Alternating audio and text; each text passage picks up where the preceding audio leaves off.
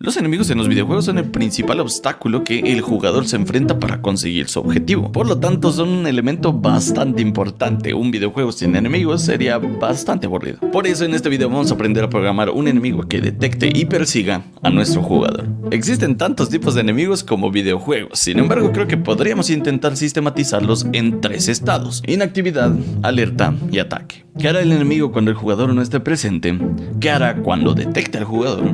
¿Y qué hará para atacarlo? Y lo primero que tenemos que hacer al diseñar un enemigo es darle respuesta a esas preguntas, porque esas respuestas van a convertirse en los comportamientos que tenemos que programar. En nuestro caso haremos que el enemigo permanezca inmóvil. Cuando detecte al jugador, volteará a verlo y finalmente para atacar lo perseguirá hasta hacer contacto. Que dentro de Unity tengo una escena bastante sencilla. Simplemente tengo a mi jugador, que en este caso es el personaje principal de mi videojuego Malamen, un suelo sencillo en el cual podemos interactuar y finalmente un objeto que va a ser la representación de un enemigo. Algo que es muy importante es que su enemigo tenga un objeto que nos indique hacia dónde está viendo el enemigo. De lo contrario, más adelante podríamos confundirnos, así que en mi caso solamente le agregué un pequeño cubo con el mismo material y creo que es más que suficiente. En la jerarquía voy a seleccionar el objeto que contenga todos los objetos que compongan a mi enemigo y dentro de ese objeto vamos a agregar un nuevo código. En este caso le podemos poner enemigo 1 tutorial.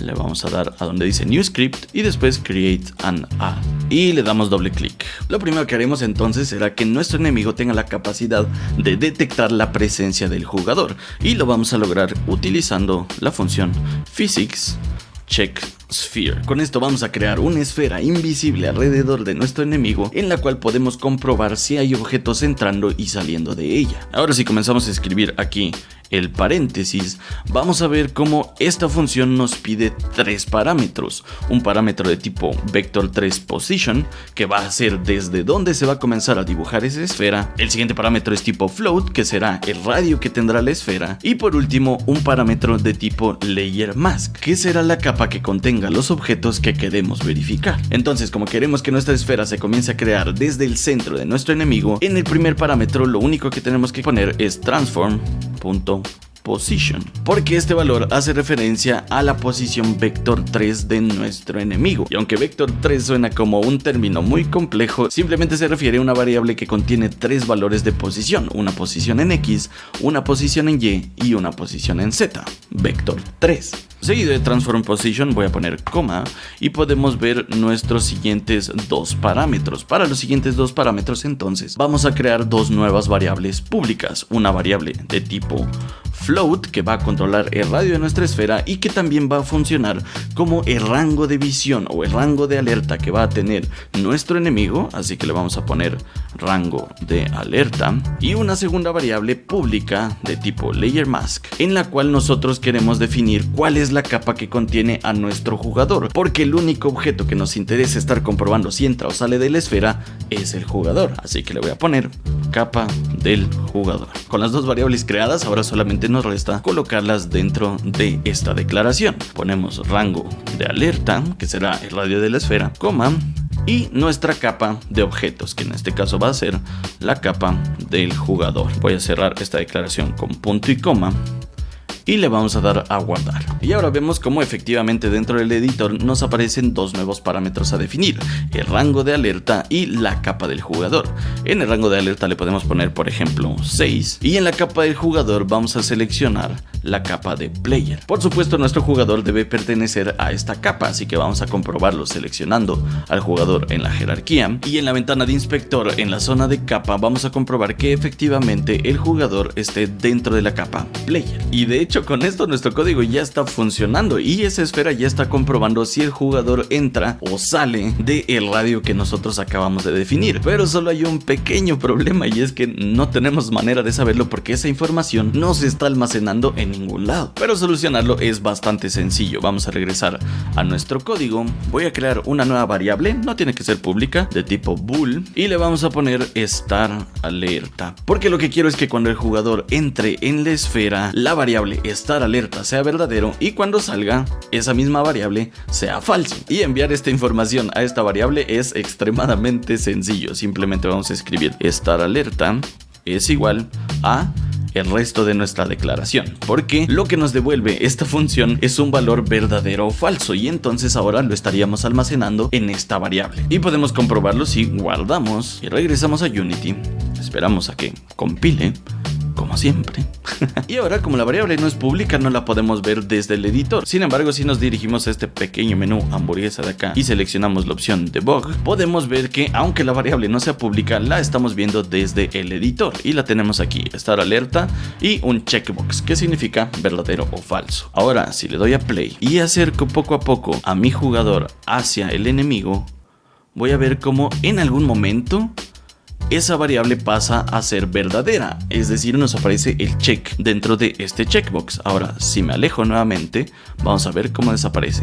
Y si me acerco, nuevamente se vuelve verdadero, lo cual significa que de hecho hay una esfera que está comprobando si es que nuestro jugador está ingresando en ese rango, vuelve esta variable verdadera, y si el jugador sale de ese rango, entonces se vuelve falsa. Y con esto ya tenemos un sistema de alerta funcionando. Sin embargo, no podemos ver la esfera que creamos y estar adivinando en dónde comienza y en dónde termina ese rango es bastante incómodo, y al momento de diseñar niveles sería un infierno. Y para solucionar ese pequeño problema, lo único que tenemos que hacer es crear una nueva función de tipo onDrawGizmos, porque esta función nos ayuda a crear ciertas formas primitivas dentro del editor para que nosotros podamos visualizar ciertas cosas como justamente el checksphere. Y ahora dentro de esta función podemos comenzar a dibujar nuestra esfera. Vamos a escribir gizmos.drawSphere, y si abrimos el paréntesis vamos a ver cómo nos pide dos parámetros para poder dibujar la esfera. El primer parámetro, que es desde dónde va a comenzar a dibujar la esfera, ya sabemos que queremos hacerlo desde transform.position o desde el centro de nuestro enemigo, si no coma.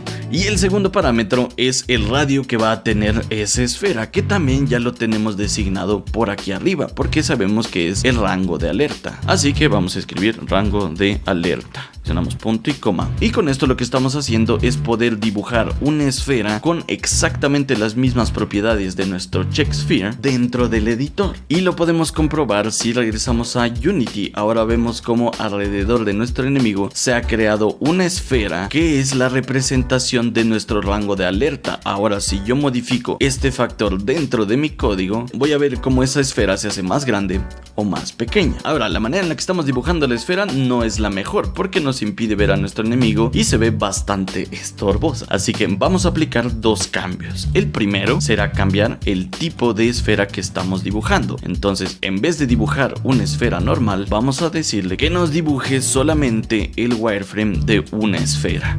Le vamos a dar a guardar, y si regresamos a Unity vemos como esa esfera solamente se ha convertido en su wireframe. El otro cambio que podemos realizar es agregarle un color a este gizmo o a esta esfera, y agregar color es un poquito extraño en esta función. Lo que tenemos que hacer es escribir gizmos.color es igual a color punto y el color que queremos que tenga esta esfera, y en este caso vamos a escribir yellow. Ahora, todos los elementos que nosotros dibujemos debajo de este código van a tener este color. Si tuviéramos más de un elemento y quisiéramos que cada uno tenga un color distinto, lo que tendremos que hacer es escribir este pedazo de código y cambiar por el color que nosotros queramos. Guardamos, regresamos a Unity, y ahora vemos como nuestra esfera tiene el color amarillo. Tal vez este pequeño cambio pueda parecer más estético que funcional, pero cuando tenemos enemigos mucho más complejos, con distintos rangos, y no solo eso, sino muchos más enemigos, tener distintos colores en cada uno de los rangos es bastante cómodo. Ahora, si probamos nuestro juego, es mucho más fácil ver cuando nuestro objeto entra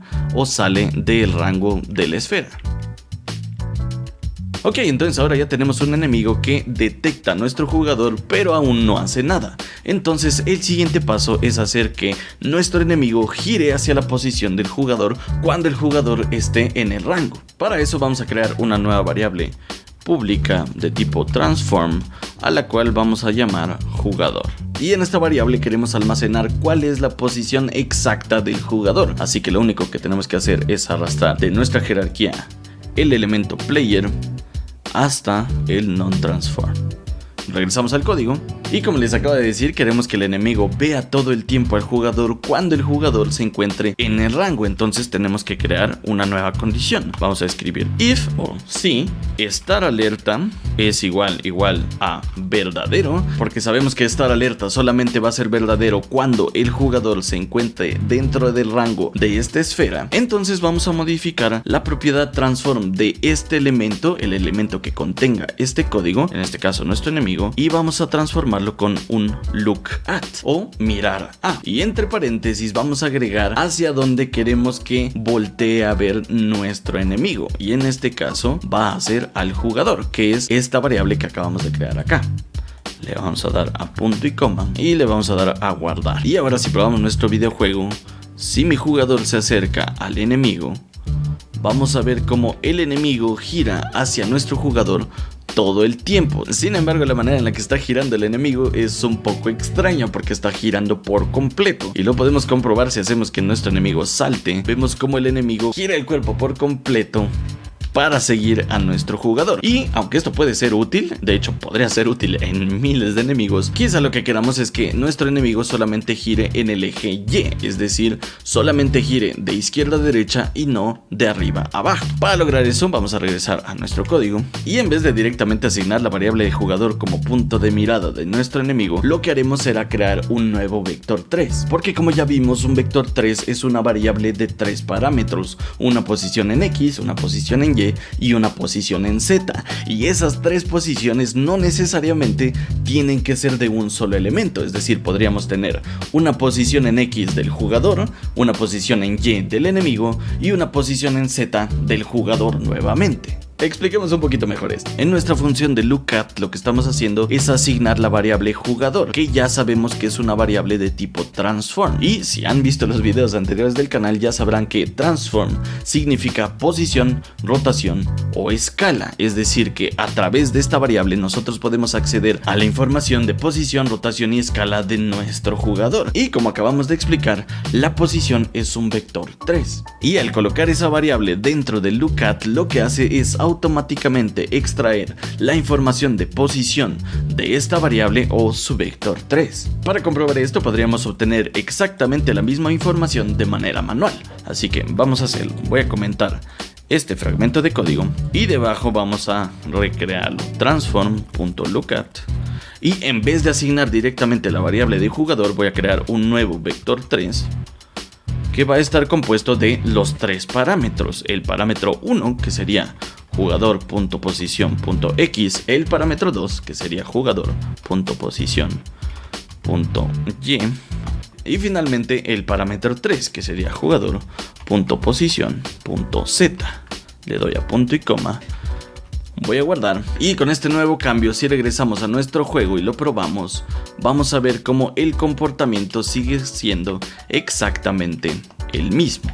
Pero lo interesante de haber hecho esto manual es que ahora podemos reemplazar cualquiera de estas posiciones por cualquier otra posición dentro de nuestro juego, en nuestro caso, la posición del enemigo. Y como lo que queremos es que el enemigo solamente rote en su eje Y para poder seguir al jugador de izquierda a derecha y no de arriba a abajo, quizá lo primero que pensamos es sustituir la posición en X y la posición en Z del jugador al enemigo.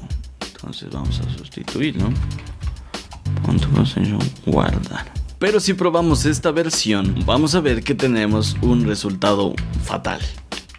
Fatalísimo. Y esto está pasando simplemente porque, al contrario de lo que podríamos pensar, el lookat no está rotando como tal a nuestro enemigo, sino diciéndole hacia dónde rotar. Y aunque suenan muy parecidas, son bastante distintas, porque aquí lo que acabamos de hacer es transformar la mirada de nuestro enemigo hacia su propia posición en X y hacia su propia posición en Z, conservando únicamente la posición del jugador en Y como una referencia, cuando lo que necesitamos es que sea al revés, que el enemigo mire hacia la posición del jugador en X y a la posición del jugador en Z, pero que mantenga su propia posición en Y. Ahora si guardamos esto y probamos esta nueva versión, vamos a ver cómo el enemigo sigue con la mirada perfectamente a nuestro jugador, y si nosotros salimos de rango, deja de mirarlo. Ok, ahora tenemos un enemigo que reconoce y encara a nuestro jugador. Finalmente agreguemos su ataque. Y aquí es en donde depende mucho el tipo de enemigo que queramos hacer, porque dependiendo de la respuesta que dimos en la tercera pregunta de los estados del enemigo, va a ser la manera en la que lo programemos. Nuestro enemigo podría atacar disparando, saltando hasta la posición del jugador o desplazando su posición hasta encontrar al jugador. Pero como dije al inicio, y para mantener este tutorial sencillo, lo que haremos será que nuestro enemigo persiga a nuestro jugador hasta dar con su posición. Y hacerlo es increíblemente sencillo. Seguido de nuestro lookat, vamos a crear una nueva instrucción al transform.position, porque lo que queremos modificar es la posición de nuestro enemigo, es igual a vector3, porque sabemos que estamos trabajando con posición, .move towards. Esta función lo que nos va a permitir es desplazar un objeto de un punto A un punto B a cierta velocidad, y lo podemos comprobar si yo escribo paréntesis, porque entonces nos aparece la ventana con los parámetros que necesitamos para que el move towards funcione, y nos pide un vector 3 que sería la posición actual, es decir, la posición de nuestro enemigo, un vector 3 de la posición objetivo o la posición final, que sería la posición del jugador, y por último una velocidad a la cual se va a desplazar nuestro objeto. Entonces comencemos definiendo el primer valor, la posición actual, y sabemos que esa posición es la posición de nuestro enemigo. Como segundo factor necesitamos colocar la posición de nuestro jugador, y como lo que queremos es que nuestro enemigo siga a nuestro jugador únicamente en la posición X y Z, entonces nos viene muy bien este vector 3 que acabamos de crear aquí arriba. Entonces le vamos a dar a copiar y lo vamos a pegar aquí debajo. Presiono coma para agregar nuestro último factor, que sería la velocidad. Entonces para ello vamos a crear una nueva variable pública de tipo float que se llame velocidad. Regresamos a nuestra declaración y aquí agregamos velocidad multiplicado por time.deltaTime.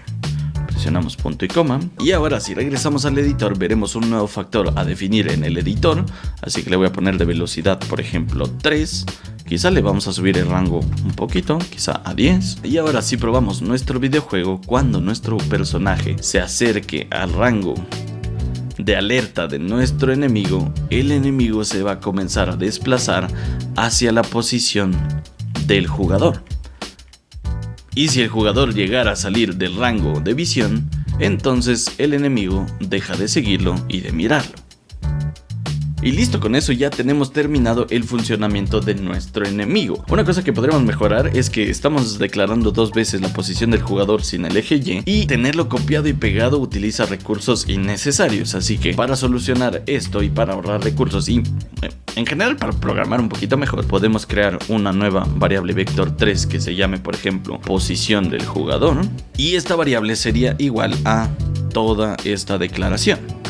Control C, Control V, punto y coma. Y ahora en vez de utilizar todo este chorizote de código, lo único que vamos a hacer es cambiar ese valor por posición del jugador, tanto en el lookat como en el segundo factor de nuestro move towards. Vamos a poner posición del jugador.